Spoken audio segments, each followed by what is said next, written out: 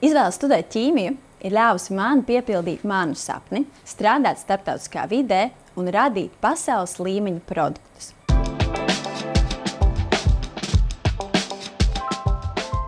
Es nāku no maza lauku ciemata Latgalē, un pamatskolā mēs bijām tikai 3 bērni klasē. Mans sapnis bija kļūt par zobārstu, jo man ļoti patika tā ideja strādāt baltā halātā. Sākot studijas, mana izvēle noslēdzās par labu RTU, jo šeit, studiju programmā materiāla zinātne, es redzēju to iespēju studēt par produktiem.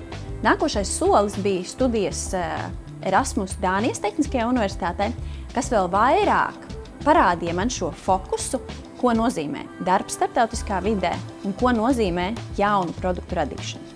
Uzsākot darba gaitas šeit Latvijā, man bija ļoti svarīgi atrast vidi kaut kam līdzīgam, ko es biju redzējusi Dānijā. Tā bija fenomenāla iespēja un fantastiska uzticība no Kinetics puses, kas man ļāva radīt laboratoriju pilnībā no nulles. Pēc 13 gadu darba Kinetics R&D komandai bija sanācis radīt produktu līniju, kas bija pirmā tāda veida līnija pasaulē. Un tā bija hemofree želejlaka, kas ir saudzīgāka un piemērota arī jūtīgas ādas īpašniekiem. Man ir milzīgs gandarījums, ka šie produkti šobrīd ir pieejami vairāk nekā 42 pasaules valstīs.